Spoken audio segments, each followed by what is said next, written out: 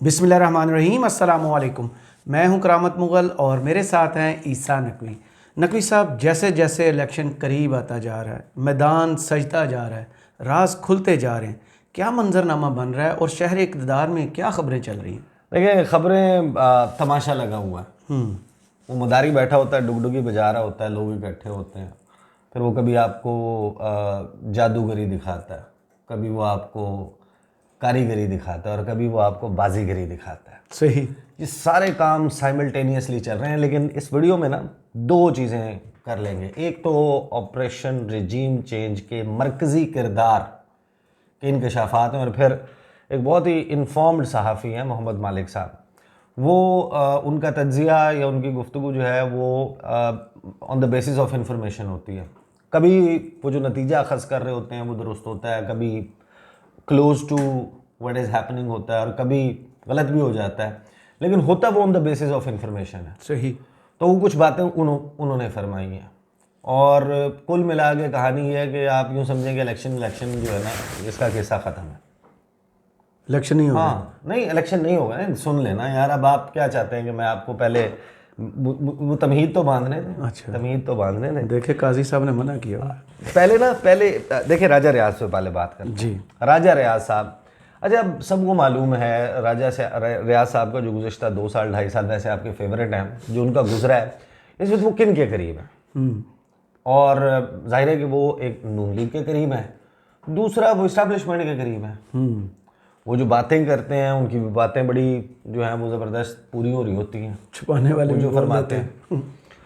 अच्छा, अब वो दोस्त इन दो के हैं, अगर वो इंटरव्यू देंगे, उस इंटरव्यू में कोई इंकशाफ करेंगे, कोई बात करेंगे, वो ऑब्वियसली या इस दोस्त को कॉन्फिडेंस में लेकर करेंगे या उसको, क्योंकि जब वो बात कर रहे हैं और वो किसी को डैमेज कर रही है या इमरान खान की अपेरेंटली फेवर में जा रही है, जो वो बात करता था उसमें जा रही है, तो फिर आप किसी एक साइड की गेम तो कर रहे हैं ना।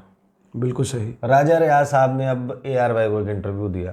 वैसे उस इंटरव्यू के कुछ हिस्से चले, कुछ नहीं चले, यानी कि कुछ वायरल चले से मुराद ये कि कुछ जिनके ऊपर लोगों की तवज्जो गई, कुछ पे नहीं गई। मैं इसमें, वैसे तो उन्होंने बहुत सारी बातें की, उन्होंने जो एक बात तो ये है जो नेशनल यूनिटी गवर्नमेंट की बात की, सही। कि इंक्लूसिव किस्म की गवर्नमेंट जिसमें ढेर सारे बहुत सारे लोग होंगे, और हत्ता के PTI के लोग भी हो सकते हैं जो दहशतगर्द नहीं है इनकी डेफिनेशन के कौमी मुताबिक। हुकूमत। अच्छा, ये उन्होंने बातें बच्चा बिलावल पे भी बोले हैं, जरदारी पे भी बोले हैं, शहबाज शरीफ के साथ क्या चल रहा था, गारंटर कौन था, वो बोले हैं। एक चीज़ मैं सुनवाना चाहता हूँ जिससे आपको बार बार घूम के, अब कुछ सवालात हैं वो मैं उठाऊँगा इसके बाद, पहले ये सुन लें। थोड़ा सा तवील क्लिप है, 2 मिनट का, इसको सुनने की जहमत गवारा कर लें।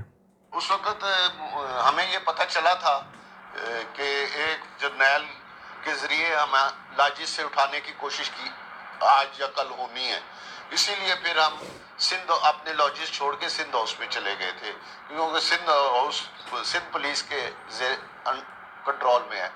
तो इस तरह की कोशिश हमने सुनी थी, तो मुश्किल काम तो नहीं था कि हम 15-16 आदमी, वफाकी हुकूमत भी हो, इस्लामाबाद की पुलिस भी हो, तो फिर पंजाब की हुकूमत भी हो, तो फिर 15-16 MN उठाना कोई मुश्किल काम तो नहीं था।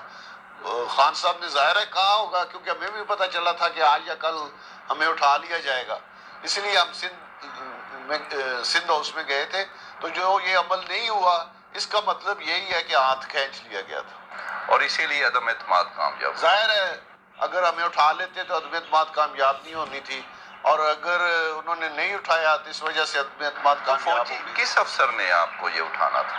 बस अब नाम लेना मुनासिब नहीं, फैज़ साहब आप समझ लें, अब पहुंच गए उठाना था। जी, हमें उठाने का प्रोग्राम था। लेकिन वो तो उस वक्त पेशावर में थे। और पेशावर में हो या जहाँ भी हो, जब वफाकी हुकूमत फैसला कर ले कोई, तो अगर वो चाहें और पुलिस और हर चीज़ उनके कंट्रोल में हो तो फिर वो कर सकते। जाहिर है जो हमें नहीं उठाया गया उस वजह से तरीक़े एतमाद कामयाब हुई, और क्यों नहीं हमें उठाया गया, इसका मतलब क्या हाथ खान साहब से उठ गया था। तो जाहिर है फिर आप इसका यही मकसद है कि खान साहब से हाथ उठ गया, हमारे खिलाफ कोई एक्शन ना हुआ और हम तरीक़े एतमाद करने में कामयाब हो। तो आपको फिर कैसे उठा लेते अगर हाथ किया गया, या उस वक्त पता नहीं था, बस एक खतरा था? एक खतरा था, प्लानिंग बनी थी उठाने की, लेकिन फिर उसे रोक दिया गया और उस पे अब ये राजा रियाज साहब ने फरमाया कि हाथ उठ गया था इमरान खान के सर से और तरीक़े अदम एतमाद जो है वो कामयाब हो गई। अब देखें, बहुत शायद पाकिस्तान की तारीख़ में जब आप लिखेंगे ना कि यार ये बदकिस्मती थी बड़ी इस मुल्क की और इस मुल्क के 24 करोड़ आवाम की, उनमें से एक है जो आज राजा रियाज साहब फरमा रहे। बिल्कुल। अब इनके कहने का मतलब ये है, और इमरान खान भी ये बात करते रहे, बाकी भी बहुत सारे लोगों ने बाद में बातें की। नून लीग ने तो ये कहा ना कि हम, और पीपल्स पार्टी ने, कि हमने सियासत को रियासत पे कुर्बान कर दिया। प्राइमरीली नून लीग ने डिफ़ॉल्ट से बचाने के लिए आए थे। ये जो फरमा रहे हैं, ये बता रहे हैं कि 2 जर्नैल थे, अपॉइंटमेंट की बात थी, किसने लगना है किसने नहीं लगना ये किस्सा था, और वो लड़ रहे थे, ये उनके पपेट्स थे सारे। ये लड़ाई 2 लोगों की कितने में पड़ी है इस मुल्क को?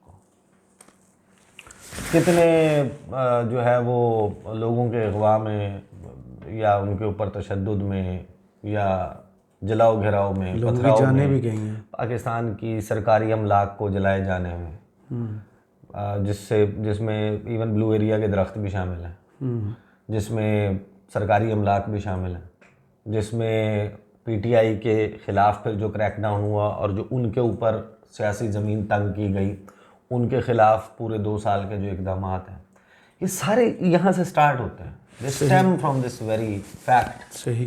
तो ये राजा रियाज साहब फरमा रहे हैं, अब वो दोस्त 2 लोगों के, दो जगहों पे हैं अपेरेंटली। वो इनके देखें, वो ऐसे नहीं कर सकते, 2 कश्तियों के सवार नहीं, वो ऐसे कर नहीं सकते ना। या तो वो मियाँ साहब उनको कह रहे हैं कि कोई ऐसी बातें करोगे प्रेशर बढ़े, सही। या उधर से राजा रियाज साहब, आपको पता है कि वो कांच के घर में बैठे हुए हैं। एक तो वो यानी कि लोटे होने के बाद, और जो उन्होंने किरदार अदा किया है इलेक्शन में, he doesn't stand a chance if at all. उनको को बहुत बड़ी सपोर्ट मिले किसी कॉर्नर से, तो वो अपने जिस जगह से सपोर्ट मिलनी है उसके ऊपर तो पत्थर नहीं मार सकते ना। सही। जवाब भी तो पत्थर की ज़रूरत ही नहीं है। मतलब राजा साहब के फेवर में कुछ भी ना करें, राजा साहब ने तो वो टीले की तरह गिर जाना। तो ये है वो अलमिया जिससे इस मुल्क को गुजारा गया। अब मोहम्मद मालिक साहब पे आ जाता है। मोहम्मद मालिक साहब, एंड देन वो जो गुफ्तगू फरमा रहे हैं, वो जो चीज़ें कर रहे हैं, चीज़ें उसी डायरेक्शन में जा रही हैं। और मैंने एक प्रोग्राम में शर्त लगा के यही बात लिखवाई हुई है पाकिस्तान पीपल्स पार्टी के सेक्रेटरी इतलात से। I still remember. शर्त भी लगी थी और मैंने उनको कहा था, और फिर मैंने दावा किया था ऑन स्क्रीन, और मैंने कहा था मैं फिर बुलाऊंगा, मैं दिखाऊंगा, मैं चलाऊंगा। पेपर पर लिखा पड़ा। चीज़ें अब जाती भी उसी तरफ नज़र आ रही हैं। शहजाद इकबाल ने मोहम्मद मालिक से अपने शो में जो है वो सवाल किया। उन्होंने कहा, मालिक साहब, नून लीग बहुत कॉन्फिडेंट है कि इलेक्शन हो भी जाएंगे और वो सादा अक्सरियत के साथ बासानी कामयाब भी हो जाएंगे, क्योंकि वो समझते हैं कि अगर मुल्क के मसाइल हल करने हैं तो उसके लिए एक मजबूत हुकूमत ज़रूरी है। लेकिन फिर हम ये भी देख रहे हैं कि आसिफ अली जरदारी कह रहे हैं कि उन्हें नेशनल यूनिटी गवर्नमेंट बनती हुई नज़र आ रही है। फिर दीगर सियासतदान हैं जैसे मोहम्मद अली दुरानी, नून लीग के बाखबर रहनुमा राजा रियाज भी नेशनल यूनिटी गवर्नमेंट का कह रहे हैं। क्या आपको भी मामलात उसी तरफ जाते हुए नज़र आ रहे हैं जो नून लीग कह रही है? वही लगता है आपको कि वैसा ही होगा, या वैसा लगता है कि नून लीग जो कह रही है कि हमें अक्सरियत मिल जाएगी? उसमें मोहम्मद मालिक कहते हैं कि शहजाद, मैं आपसे काउंटर सवाल करता हूँ, आपको भी यही लगता है ना कि इत्तेहादी हुकूमत बनेगी इलेक्शन के बाद? तो आप उसको जो भी नाम दे दें, नेशनल गवर्नमेंट का नाम दे दें, कोलेशन गवर्नमेंट का कह दें, या नेशनल यूनिटी गवर्नमेंट कह दें, ये खाली सेमांटिक्स है। नज़र ये आ रहा है कि सारे होंगे एक टेंट के, एक छतरी के नीचे होंगे, और बात वैसे ही आगे चलेगी कि जैसे जिस इंटरव्यू का आपने हवाला दिया है उसमें जैसे स्नब किया है आसिफ अली जरदारी ने, झिड़का है अपने बेटे को, बिलावल को, बाकायदा उन्होंने पैरों के नीचे से ज़मीन खींच ली कि कहाँ एक पार्टी चेयरमैन, कहाँ वो अपने आप को वज़ीर-ए-आज़म के कैंडिडेट के तौर पर पेश कर रहे थे, और कहाँ उसे एक बच्चा बना दिया, जैसे वो एक अंडर ट्रेनिंग किड है। मेरे ख्याल में ये इंटरव्यू बहुत दिलचस्प इसलिए है कि टाइमिंग बहुत अहम है। हम हमेशा कहते हैं कि जरदारी साहब बहुत समझदारी की बात करते हैं, वो ज़रा कॉम्प्रोमाइज़ की तरफ जा रहे हैं। मुझे लगता है कि उन पर एक प्रेशर था, इसलिए उन्होंने इतनी एक्सट्रीम बात की है, क्योंकि ये बुज़ुर्गों वाली बात बड़ी आसानी से टाली जा सकती थी। डाइल्यूट की जा सकती थी कि हाँ बिलावल बहुत जज्बाती हैं, तो कह देते कि बिलावल बहुत जज्बाती हैं। इस पर इतनी तफसील से बोलना यानी मामलात किसी और समत जा रहे हैं। नेशनल यूनिटी कह दें या कुछ और कह दें, एक कोलेशन गवर्नमेंट है। इसमें शहजाद इकबाल उनसे पूछते हैं, कोलेशन गवर्नमेंट एक तो 2013 में मुस्लिम लीग नून की थी, जिसमें उनके पास सादा अक्सरियत थी मगर साथ इत्तेहादी थे। पीटीआई की हुकूमत भी इत्तेहादी हुकूमत थी, जिसमें ये बाप और एमक्यूएम और ये लोग शामिल थे, ये शामिल थे। तो पीटीआई की हुकूमत भी इत्तेहादी हुकूमत थी, वो तो कोलिशन गवर्नमेंट थी। मगर नेशनल यूनिटी गवर्नमेंट जिसको आप कहेंगे, जिसमें दो बड़ी सियासी जमातें पीपल्स पार्टी और नून लीग एक साथ हो, जैसा कि पीडीएम की हुकूमत थी जिसमें 12-13 जमाती इत्तेहाद था, तो आपको ये नज़र आ रहा है कि ये दोनों हुकूमत में होंगे या इनमें से एक अपोजिशन में होगा। इसमें मालिक साहब कहते हैं कि नहीं, मुझे तो दोनों एक ही हुकूमत का हिस्सा नज़र आ रहे हैं और नून लीग उसमें एक लीड पार्टी है, यानी बड़ी पार्टी होगी, प्राइम मिनिस्टर उसका होगा, लेकिन पीपल्स पार्टी साथ में होगी और पीपल्स पार्टी एक सेकेंडरी पार्टी। और जरदारी साहब इस वक्त सिर्फ अपना हुजम बढ़ा रहे हैं और कोलेशन में अपना हिस्सा, अपना शेयर जो है वो बढ़ा रहे हैं। और जो ये इंटरव्यू था ये भी चंद क्वार्टर्स की खुशामद की कोशिश थी कि भैया कंट्रोल मेरा ही है पार्टी पर, बिलावल जो मर्जी कहें, बिलावल को मैं इजाज़त नहीं दूंगा कि वो मसाइल खड़े करें।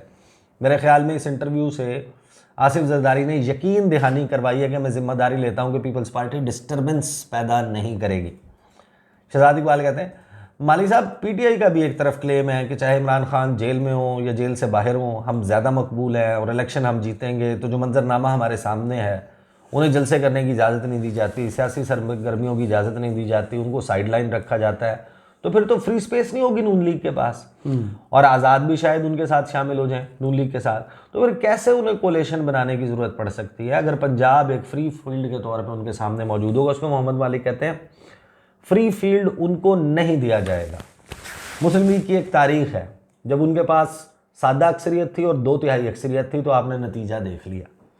और जब उनको डिलीवरी दी जा रही है तो कोई भी उनको एब्सोल्यूट पावर क्यों देगा? मैनेज किया जा रहा है जब उनके लिए इलेक्शन, क्योंकि अब सुन रहे हैं कि बहस चल रही है कि 90 से 120 सीटें नून लीग की।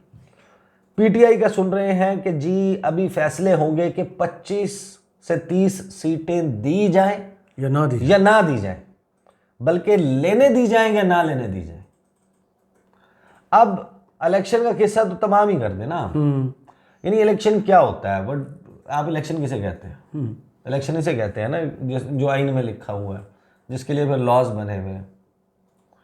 तो ये जो 55-60 अरब रुपए लगना है, इलेक्शन ये होता है, बंदे ने जो इलेक्शन ये होता है कि सियासी जमातें हैं वो अपना सियासी मंशूर सामने रखती हैं, अपने लोग जो हैं वो चेहरे भी बता देते हैं कि अगर हम जीतते हैं तो हमारा पोस्टर बॉय कौन है या पोस्टर वुमन कौन है, कौन लीड करेगा गवर्नमेंट।